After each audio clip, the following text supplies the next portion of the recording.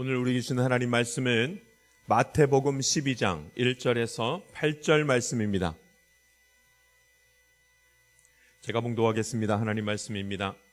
그때 예수께서 안식일에 밀밭 사이로 가실새 제자들이 시장하여 이삭을 잘라 먹으니 바리새인들이 보고 예수께 말하되 보시오, 당신의 제자들이 안식일에 하지 못할 일을 하나이다. 예수께서 이르시되 다윗이 자기와 그 함께 한 자들이 시장할 때에 한 일을 잃지 못하였느냐? 그가 하나님의 전에 들어가서 제사장 외에는 자기나 그 함께 한 자들이 먹어서는 안 되는 진설병을 먹지 아니하였느냐? 또 안식일에 제사장들이 성전 안에서 안식을 범하여도 죄가 없음을 너희가 율법에서 읽지 못하였느냐? 내가 너희에게 이르노니 성전보다 더 큰 이가 여기 있느니라. 나는 자비를 원하고 제사를 원하지 아니하노라 하신 뜻을 너희가 알았더라면 무죄한 자를 정죄하지 아니하였으리라. 인자는 안식일의 주인이니라 하시니라. 아멘. 하나님이 아시고 세상이 아는 일들이란 제목으로 주의 말씀 함께 나누도록 하겠습니다. 여러분, 속으면 안 됩니다. 속지 마십시오. 하나님이 없는 것처럼 사람들이 말하고 하나님이 없는 것처럼 세상에서 벌어지는 그런 일들을 두고서 속지 말아야 됩니다. 하나님은 살아계시고 이 세상을 주관하시는 유일하신 전능하신 분이 우리 하나님 되시는 줄 믿습니다. 여러분, 속으면 안 됩니다. 주변에 수많은 일들로 인해서 사람들이 다 그냥 속아 넘어갑니다. 여러분, 하나님이 살아계시고 이 땅에 유일하신 전능하신 분이라는 사실은 하나님도 알고 귀신도 알고 세상도 아는 당연한 일인 것입니다. 흔들릴 필요가 없습니다. 우리를 속이기 위해서 다들 하나님이 이 땅 가운데 주인이신 것을 모르는 척하고 알면서도 그냥 쓱 지나가려고 그렇게 합니다. 이 사단이 그렇게 만들어버립니다. 우리 가운데 하나님 말씀 나누면서 믿음의 확신을 가지고 다시 하나님 살아계시고 이 가운데 역사하시며 우리 길을 인도하시는 분이시라는 사실을 여러분 흔들림 없는 믿음으로 오늘 다시 한번 주님 바라볼 수 있게 되기를 간절히 바랍니다. 본질은 절대 흔들리지 않습니다. 내가 그것을 받아들이든지 받아들이지 않든지 세상이 무슨 말을 하든지 하지 않든지 분명한 사실은 하나님도 아시고 세상도 아는 그 분명한 진리, 그 본질은 무엇인가? 하나님은 살아계시고 이 땅을 주관한다는 사실입니다. 할렐루야. 그러니까 여러분, 우리 속으면 안 됩니다. 하나님이 택한 자들, 하나님께서 이미 그 영혼을 부르신 자들은 확신 가운데 있어야 됩니다. 하나님 살아계신가? 여러분 이제 그거 그만하십시오. 그만하시고 하나님은 살아계십니다. 하나님은 살아계시고 오늘 저와 여러분의 마음을 만져주실 것입니다. 할렐루야. 하나님께 간구하는 자는 반드시 하나님의 역사하심을 보게 되어져 있습니다. 이 사실, 하나님이 이 가운데 역사하시며 이 세상을 주관하시고 창조하시고 우리 주님께서 이 세상 모든 만물을 다스리시고 우리를 그 가운데서 인도하신다는 이 사실, 여러분 이건 분명한 사실입니다. 이것은 하나님도 알고 귀신도 알고 세상도 알고 나도 아는 일이 되어야 합니다. 맞죠? 하나님 아십니다. 오늘 성경에 보니까 이제 예수님과 예수님의 제자들이 시장하여서 이 밀밭에 가가지고 이삭을 잘라먹는 장면이 나옵니다. 바리새인들이 예수님이 싫었습니다. 바리새인들이 예수님이 자꾸 자기가 하나님의 아들이라고 말하는 게 너무나 싫었습니다. 자기들이 바라볼 때는 절대로 그런 분이 아니기 때문에 싫었습니다. 이 바리새인들이 죄를 합당하게 당연하게 지을 수 있는 큰 전제가 그거였습니다. 예수님은 절대로 하나님의 아들이 아니다. 이 큰 전제가 있었습니다. 그러니까 자꾸 트집을 잡는 거예요. 그래서 말합니다. 계속 트집을 잡으면서 예수님과 예수님의 제자들을 괴롭히고 있었습니다. 예수님이 제자들과 함께 밀밭 사이를 이렇게 지나가시다가 제자들이 너무나 배가 고팠습니다. 배가 고파가지고 어떻게 하는가? 이삭을 조금 잘라 먹었습니다. 그랬더니 이 바리새인들이 그걸 가만히 지켜보다가 옳다 잘됐다 하면서 예수님에게 말합니다. 제자들이 어떻게 이런 일을 합니까? 안식일에 할 수 없는 일을 합니까? 이렇게 말합니다. 그러니까 트집 잡으려고 마음 먹으면 가만히 지켜보고 있다가 꼬투리 잡잖아요. 딱 그렇게 잡은 거예요. 근데 한 가지 문제점이 있었습니다. 가만히 지켜보아도 예수 믿는 사람, 하나님의 자녀들, 율법을 지키는 자들이 한 가지 하지 말아야 될 것, 율법의 가장 큰 전제 중에 하나, 안식일을 거룩하게 지키라. 안식일에 일하면 안 된다. 이게 있었습니다. 그런데 예수님의 제자들이 안식일에 일을 한 것처럼 보여진 겁니다. 별건 아닐지 몰라도 그 당시에는 엄청난 일이었습니다. 율법을 범하는 일, 어떻게 안식일에 길을 가다가 밀을 갖다가 잘라서 그 이삭을 먹을 수가 있는가? 문제의 가능성이 있습니다. 여러분, 근데 저와 여러분이 한번 생각해 봅시다. 이게 정말로 문제가 될 만한 일인지, 이게 정말로 죄를 지을 만한, 죄인이 되는 일인지 한번 생각해 봅시다. 배가 너무나 고팠습니다. 그래서 밀밭에서 밀을 조금 잘라 먹었습니다. 이 문제 돼요, 안 돼요? 같이 생각 좀 하자고요. 배가 너무나 고파요. 그래가지고 옆에 있다가 그 이삭을 조금 잘라가지고 먹었어요. 그게 잘못이에요? 잘못이 아니에요. 잘못일 수는 있죠. 그러나 그게 죽을 죄입니까? 그건 죽을 죄니까 나는 그 죄를 절대로 안 짓겠다. 이런 그런 사람이 있겠습니까?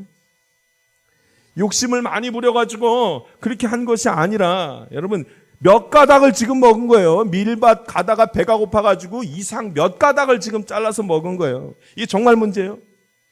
율법을 정하신 하나님이 이들이 율법을 어기고 안식일에 일을 했다고 정말로 말하겠냐는 거예요. 배고파가지고 조금 먹었는데. 여러분, 그게 죄가 아니라는 거는 하나님도 알고 세상도 알고 다 아는 일이에요. 여러분, 바리새인들이 이것이 죄가 아니라는 것을 알았을까요? 몰랐을까요? 자기네들도 알아요. 자기네들. 바리새인들도 만약에 배가 고팠으면 아무리 안식일이라 할지라도 따먹었을 거예요. 아무리 안식일이라도 배가 고픈데 어쩌면 몰래 가가지고 몇 가닥 더 먹었을지도 몰라요. 누구나 다 할 수 있는 일, 근데 그걸 정죄하는 겁니다. 트집 잡는 거잖아요. 그렇게 해가지고 어떻게 자기를 자랑하려고 트집을 잡는 겁니다. 여러분, 누구나 다 아는 일이 있어요. 그것을 죄로 여기기에는 합당하지 않다라고 말할 그런 걸 다 할 수 있는 그런 것들이 있어요. 제가 지난주에 지인과 함께 차를 한잔 마셨습니다. 근데 그분이 저 지방에 가셔서 일하시는 분이셨어요. 그래 일을 하시는데 그 지방에 뭐가 많냐면 사과가 많대요. 사과가. 그래가지고 그 사과를 가만히 길에 가다 보니까 일하러 가다 보면 그 사과가 그냥 바닥에 우두두두두 떨어져 있는 거예요. 그래서 그거를 주워서 바닥에 있는 것도 먹고 하다가 이번에는 가다가 차에 타고 가니까 이렇게 달려있는 거 하나 따먹고 싶더래요. 근데 따먹으면 뭐라고 할까봐 요거 어떻게 하지 하다가 주변 사람들한테 물어봤대요. 어디까지가 설이고 어디까지가 절도입니까? 그랬더니 거기 주변에 있는 사람들이 그렇게 말하더래요. 몇 개 따가지고 가는 거 뭐 문제가 되겠어요. 가방에다가 담아가면 절도입니다. 오호, 맞네. 가방에다가 넣고선 담아가면은 그건 절도지만 지나가다가 하나 이거 잘 익었네 하나 따먹는 거 그게 뭐가 문제가 되겠냐는 거예요. 여러분 다 알아요. 무엇이 죄고 무엇이 나눔이 될 수 있는지를 다 알고 있습니다. 바리새인들의 질문에 예수님이 이렇게 대답하고 있습니다. 우리 말씀 한번 볼까요? 바리새인들이 왜 안식일에 그렇게 일을 합니까? 말했더니 예수님께서 이 말씀을 하십니다. 3절 말씀 같이 한번 읽어보겠습니다. 3절 말씀 읽습니다. 시작. 예수께서 이르시되 다윗이 자기와 그 함께 한 자들이 시장할 때 한 일을 잃지 못하였느냐. 아멘. 너무나 배고파서 성전 안에 있는 진설병을 먹은 거예요. 그게 뭐가 문제가 되겠냐는 거예요. 여러분 가만 생각해 보면 어떻게 제사장도 아닌 사람이 제사 때 쓰이는 그 떡을 먹을 수가 있어요. 말하자면 우리로 말하면 이거예요.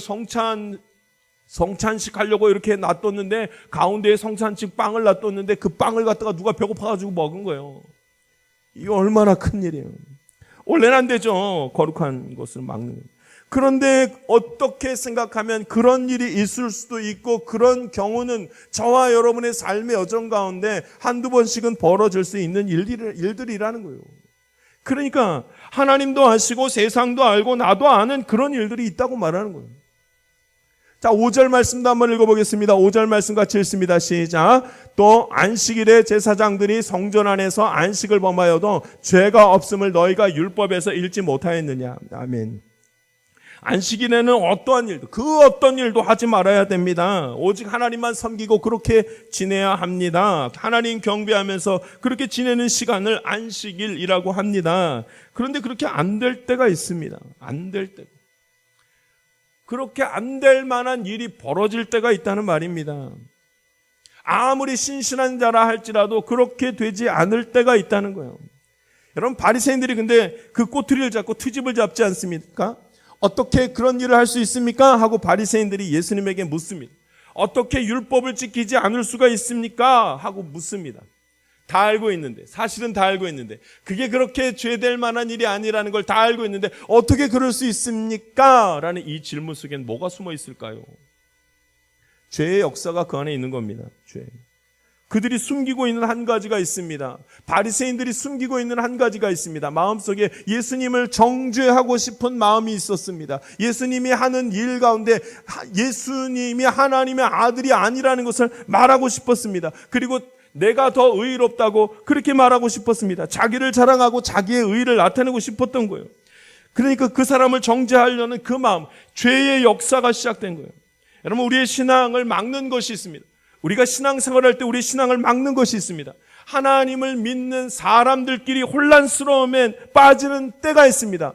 안식일에 이삭을 잘라먹은 것이 엄청난 죄를 지은 것처럼 그렇게 느껴지는 이유가 있습니다. 죄의 역사가 일어나기 시작하면 본질과는 상관없는 일들로 인하여서 그렇게 죄인인 것 같고 아무것도 하지 못할 것 같고 사람들을 정죄하고 내가 더 낫다고 말하고 이런 일들을 막 벌리는 거예요. 여러분, 법은 정의를 지키기 위한 것이지 사람을 정죄하기 위해서 법이 생긴 게 아니지 않습니까? 물론 법으로 의인이 누구냐 죄인이 누구냐를 딱 구분합니다. 법으로 잘못을 딱 밝힙니다. 그런데 그 의도를 정확하게 알고 있어야 됩니다. 법으로 잘못을 밝히는 이유는 의인을 보호하기 위함입니다. 죄인을 감옥에 가두는 이유는 의인을 보호하기 위함입니다. 변호사가 있는 이유도 죄인이 아님을 밝히기 위함입니다. 검찰이 있는 이유도 죄를 속이는 자를 찾아내서 의인을 보호하기 위함입니다. 이 모든 일들은 의인을 보호하기 위함입니다. 하나님이 우리에게 율법을 주신 이유도 이와 같습니다. 죄인을 만들려고 율법을 주신 것이 아니라, 우리를 불편하게 하려고 율법을 주신 것이 아니라 우리가 하나님의 자녀인 것을 알게 하시려고 율법을 주셨다고 말합니다. 할렐루야. 근데 그 율법을 잘못 이용해서 의인을 보호하기 위함이고 하나님의 자녀가 믿음을 지키기 위함이 아니라 너 죄 졌어를 하기 위해서 죄의 역사가 일어나는데, 그 죄가 율법을 가지고 죄 짓게 하는 거예요. 율법을 가지고 너 죄인이야 라는 말을 하게 하는 겁니다. 그러니까 우리 모두가 혼란스러워합니다. 예수 믿으면서도 계속 혼란스러워합니다. 예배를 드리면서도 계속 혼란스러워합니다. 정말로 하나님이 살아계신가? 나는 죄인인가? 여기에 너무나 혼란스러워합니다. 그러나 여러분, 예수 믿는 것 그렇게 어렵지 않습니다. 하나님을 모를 수가 없고 예수님을 모를 수가 없습니다. 하나님은 살아서 오늘도 역사하시며 하나님 우리의 아버지 되셔서 우리를 보호하시고 우리에게 길을 열어주시고 인도하시는 분이십니다. 할렐루야. 모를 수가 없습니다. 여러 가지 모습으로 하나님께서는 계속 보여주십니다. 이곳저곳에서 하나님이 살아계신 증거들을 계속 보여주십니다. 누가 말하지 않아도 저와 여러분은 하나님이 살아계신 것을 오늘도 확인하면서 이 자리까지 나왔습니다. 할렐루야. 그러므로 여러분, 저와 여러분이 기억해야 됩니다. 믿음으로 이 사실을 마음에 품고 기억할 수 있어야 됩니다. 하나님 살아계시고 내가 하나님을 믿고 의지하면서 주님 바라보면 그 주님께서 나를 보호하신다는 이 사실을, 나와 함께 하시면 나를 구원하신다는 이 사실을 확인하게 될 줄 믿습니다. 알 수 있는 일이에요. 누구나 알 수 있는 일. 세상도 다 아는 일입니다. 하나님 살아계시다는 사실은 세상도 다 아는 일입니다. 예배 가운데 거룩한 곳으로 함께 하셔서 힘을 얻게 하시고 권능이 이 가운데 있는 것을 세상도 알고 여러분과 저도 알고 있습니다. 할렐루야. 성경이 이렇게 말합니다. 우리 같이 한번 읽어보겠습니다. 6절 말씀 읽겠습니다. 6절 말씀입니다. 같이 읽습니다. 시작. 내가 너희에게 이르노니 성전보다 더 큰 이가 여기 있느니라. 아멘. 성전보다 더 큰 이가 있다는 거예요. 성전보다 더 큰 이 하나님. 그 어떤 것도 가능하며 그 어떤 것도 가능하지 못한 이유는 이 모든 것을 주관하시는 분이 하나님이시기 때문에 그렇습니다. 할렐루야. 하나님이 용서하시겠다고 마음먹으면 그 어떤 죄인도 용서함을 받는 것입니다. 하나님이 낫게 하시기로 작정하시면 그 어떤 이 병으로 인하여 고통받는다 할지라도 나음을 입는 것입니다. 하나님이 힘을 주시면 그 어떤 형편 가운데 주저앉았다 할지라도 다시 그 자리에서 벗어나는 그런 역사가 나타나는 것입니다. 하나님이 길을 여시기 시작하면 가지 못해서 막막했던 그 길들이 너무나도 분명하고 확실하게 쭉 열리는 것을 봅니다. 하나님이 인도하시며 하나님이 내 뒤에서 힘을 주시기 때문에 불가능한 일이 없습니다. 하나님이 이 세상의 주관자이십니다. 하나님이 허락하지 않으면 할 수 있는 것이 아무것도 없습니다. 무엇을 해도 망하고 무엇을 해도 절망입니다. 무엇을 해도 슬프고 무엇을 해도 괴롭습니다. 성공한 것 같은 거 얻은 것이 아무것도 없게 됩니다. 무엇을 해도 두렵고 무엇을 해도 불안할 수밖에 없습니다. 여러분, 하나님이 닫으시면 열자가 없습니다. 왜냐하면 이 세상의 주관자는 하나님이시기 때문에 그렇습니다. 이 세상의 주관자가 하나님이라는 사실은 하나님도 알고 세상도 알고 나도 알고 귀신도 압니다. 다 압니다. 모두 아는 일들입니다. 요즘 여러분, 질병이 하나, 이 엄청난 질병이 하나 지금 또 독감이 유행 중이잖아요. 폐렴 중에 하나라고 하는데, 마이코플라스마라는, 그죠? 얼마나 지독한 이 독감이, 폐렴이 지금 유행하는지, 그 독감률이, 그 유행 기준이 7.2 역대급 기록을 나타내면 코로나 이후에 면역 체계가 무너진 우리에게 약해진 틈을 타가지고 호흡기 감염이, 폐렴이 엄청나게 지금. 자, 제가 알려드렸습니다. 이거 엄청난 거랍니다. 걸리지 마십시오. 그렇다고 안 걸려요? 어떻게 안 걸리게 할 건데요? 어떻게 안 걸릴 건데요? 주사 맞으면, 독감 주사 맞으면 절대로 안 걸려요? 막을 수 있는 사람이 없습니다. 여러분, 우리가 인간이 너무나 연약한 자들이라 이것을 해결할 수가 없습니다. 걸리면 걸린 거예요. 막을 수가 없어요. 믿음 좋으면 안 걸립니까? 아유, 우리 걸리면, 한 명 걸리면 이제 믿음 없는 사람 되는 거예요. 세상에 그런 일이 어디 있겠습니까? 여러분, 이 세상에서 벌어진 일들을 우리가 이걸 막을 수 있는 사람이 없습니다. 그것을 잘 예방할 수 있는 사람이 없습니다. 이거는 훌륭한 의사라도 인정하는 내용입니다. 막으려고 애를 써도 잘 되지 않습니다. 할 수가 없습니다. 그것이 엄청나게 큰 폐렴이고 그 다음에 그 퍼져나가는 유행이 그 병이라고 해도 여러분, 이걸 말한 사람도 걸립니다. 말한 사람도. 의사도 다 같이 걸립니다. 그러니까 여러분, 인간이 얼마나 연약한지를 말합니다. 내가 너희에게 있느니 성전보다 더 큰 이가 여기 있느니라. 하나님이 여기서 살아서 역사하시며 함께 하시는 것입니다. 여러분, 성전은 하나님 앞에 예배드리는 곳입니다. 하나님이 그런데 성전 안에 갇혀 계시겠습니까? 이 성전 안에 하나님을 담을 수나 있겠습니까? 그렇지 않습니다. 그래서 우리가 예배를 드려도 하나님을 다 알 수가 없는 이유는 성전보다 더 크신 이가 하나님이시기 때문에 그렇습니다. 때로는 인간의 불순한 모습 때문에 우리의 예배가 하나님 앞에 온전히 드리지 못할 때가 있습니다. 성전이 이 범죄함으로 말미암아 그 안에서 하나님의 역사가 나타나지 않기도 합니다. 성전이 아닙니다. 성전보다 더 크신 하나님을 통해서 이 땅을 주관하신 하나님이 우리의 삶을 여시기도 하고 다드시기도 한다는 사실을 기억하면서 주님 의지할 수 있기를 간절히 바랍니다. 그래서 성경에는 이렇게 말합니다. 7절 말씀 같이 한번 읽어보겠습니다. 7절입니다. 같이 읽습니다. 시작. 나는 자비를 원하고 제사를 원하지 아니하노라 하신 뜻을 너희가 알았더라면 무죄한 자를 정죄하지 아니하였으리라. 아멘. 나는 자비를 원하고 제사를 원하지 아니하노라. 여러분, 사람들은 예배만 드리면 되지 뭐 이렇게 생각합니다. 물론 예배만 드리면 되지요. 그런데 예배를만 드리고 난 다음에 내 삶에 아무 일도 일어나지 않는다면 그건 문제입니다. 그 예배는 문제가 생긴 예배입니다. 예배를 드린 자들이 하나님을 인정하지 않고 하나님 말씀 멸시하면서 아무 의미 없이 세상을 살아간다면 그때 드렸던 그 예배는 아무 능력도 아무 역사도 일어나지 않은 그런 예배가 되고 맙니다. 그런 제사를 원하지 않는다. 그런 예배를 원하지 않는다. 이렇게 말씀합니다. 하나님이 무엇을 원하시는가? 나는 뭐를 원한다고요? 자비를 원한다. 이렇게. 나는 자비를 원하고. 그렇죠? 나는 자비를 원하고 제사를 원하지 않는다. 근데 여러분, 이 말씀이 굉장히 어려운 말씀입니다. 나는 자비를 원하고 제사를 원하지 아니한다. 여러분, 하나님이, 예수님이 말하기를 자비를 원한대요. 누가 자비로운 거예요? 하나님이 자비로운 거예요? 인간이 자비로운 거예요? 하나님이 지금 누가 자비롭기를 바라는 거예요? 가만히 생각해 보시죠. 나는 자비를 원한다. 누가 자비로워야 되는 거예요? 하나님이 자비로우셔야지요. 하나님이 자비로우셔야죠. 나는 자비를 원한다. 내가 자비로워지길, 내가 긍휼을 베풀기를 원한다. 우리 주님 그렇게 말씀하시는 거예요. 여러분, 이게 얼마나 안타까운 사실인 줄 아십니까? 우리가 함께 예배드리는 이 자리에 왔는데 하나님은 우리에게 긍휼을 베푸시기를 원하는데 앉아있는 우리들이 말하기를 저는요 하나님의 긍휼이 필요 없습니다 이렇게 말한다는 거예요. 그래서 하나님이 긍휼을 베풀 수가 없어서 말씀하시기를 예수님이 나는 자비를 원한다, 나는 긍휼을 원한다, 너희를 긍휼히 여기기를 원한다, 그런데 너희들이 긍휼을 받을 필요가 없다고 막으니 하나님이 없는 것과 같이 예배를 드리니 내가 너희에게 자비를 줄 수가 없다 이렇게 말하는 겁니다. 이 얼마나 무서운 얘기입니까? 오늘 저와 여러분이 하나님 나는 하나님의 긍휼이 필요합니다 하며 주님 앞에 설 수 있기를 간절히 바랍니다. 하나님이 우리의 아버지시고 이 세상을 여시는 분인데 우리가 자꾸 예배를 드리면서도 뭐라고 말하냐면 하나님 나는 하나님의 자비까지 필요 없습니다. 내가 그렇게 궁색하게 살아가는 사람이 아닙니다. 저는 그 정도가 아닙니다. 얼마나 교만하게 예배를 드리는지 모릅니다. 여러분 성경에는 이 자비로움이 얼마나 큰 역할을 하는지 큰 말인지를 성경에서 말씀합니다. 하나님의 능력이 나타나기 전에 예수님의 능력이 나타나기 전에 항상 예수님이 하셨던 말씀이 무엇이냐면 나는 자비를 원한다.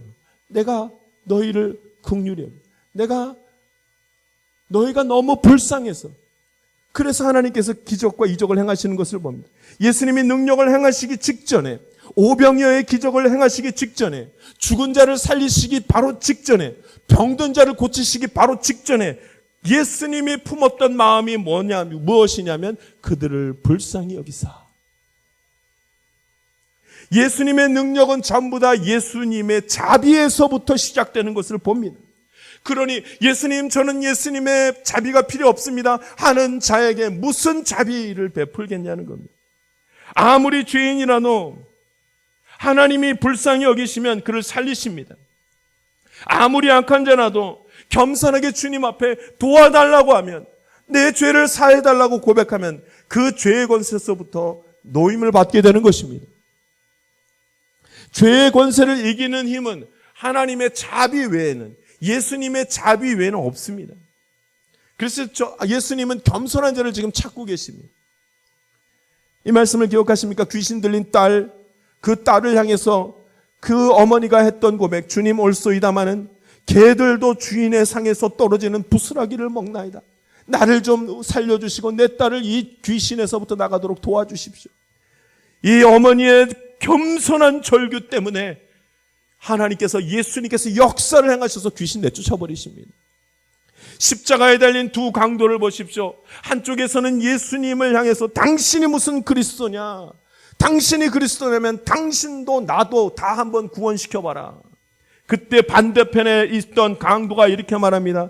너가 죄인인 것을 아직도 알지 못하고 하나님을 두려워하지 못하느냐? 너 죄인인 거 사람들이 다 안다. 그렇게 말하면서 예수님에게 이렇게 말합니다.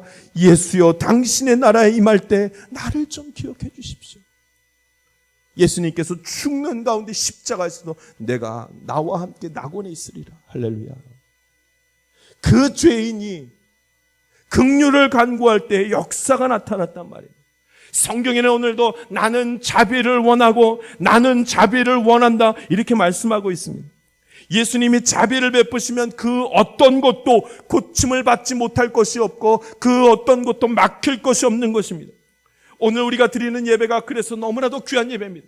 오늘 주님이 원하시는 것은 예배가 아니라 예배 가운데 품고 있는 그 마음이라 어떤 마음으로 예배를 드리는지 하나님 보신다는 겁니다. 예배 자체에 있는 것이 아니라 말합니다.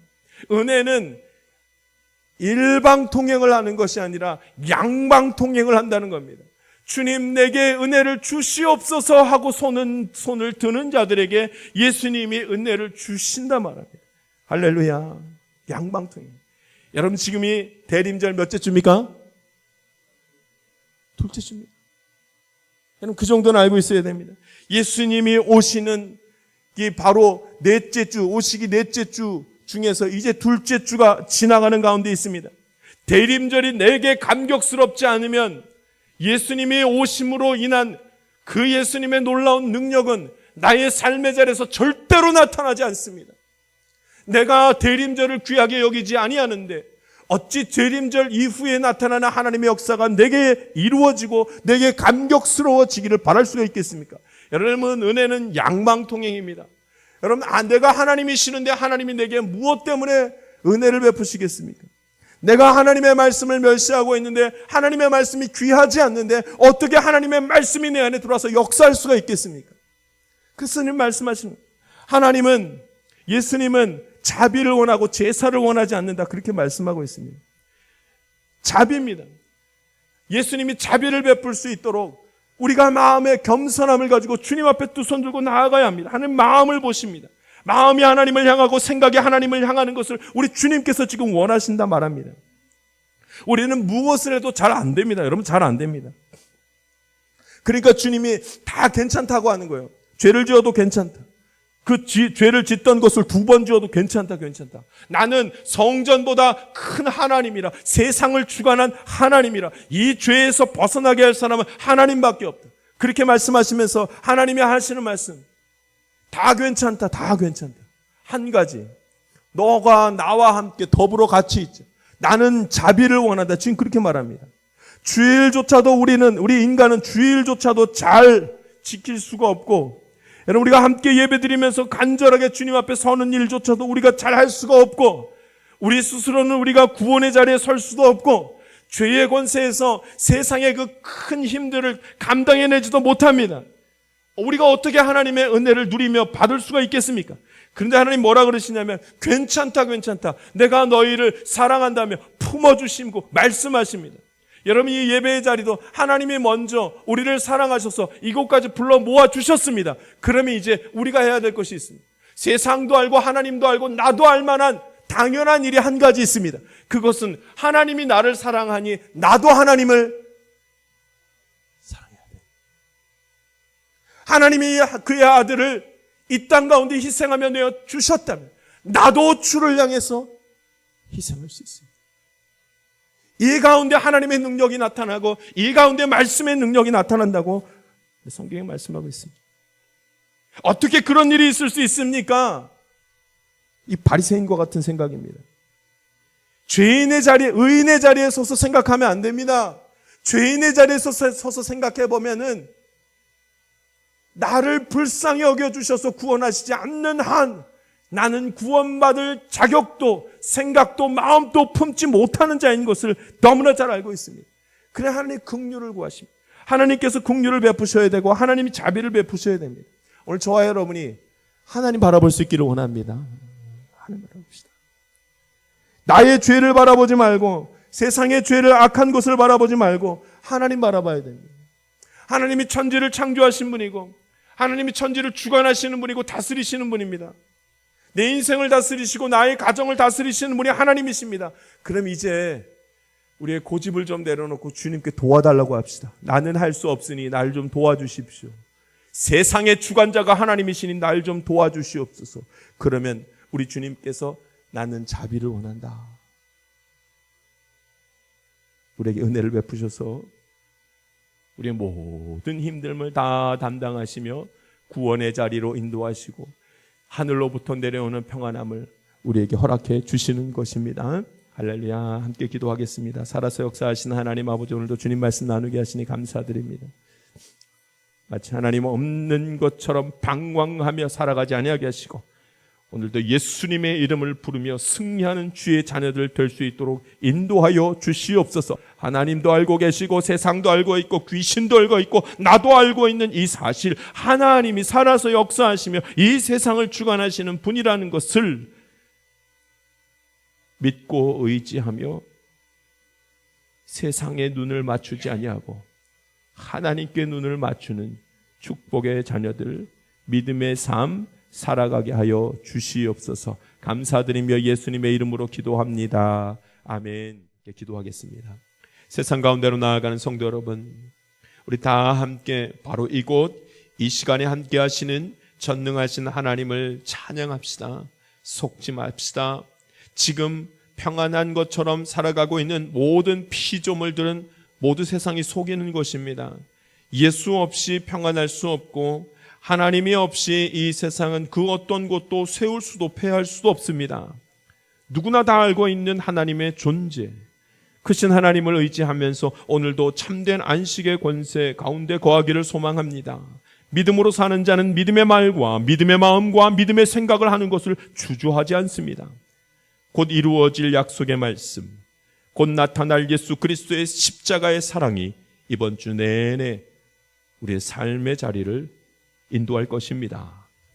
지금은 우리 구주 예수 그리스도의 은혜와 하나님의 놀라우신 사랑과 성령님의 감동감화 교통 충만하신 은총이 두 팔 벌려 주님만을 바라보기 원하는 하나님의 귀한 자녀들 가운데 지금부터 영원토록 함께하기를 간절히 축원하옵나이다. 아멘.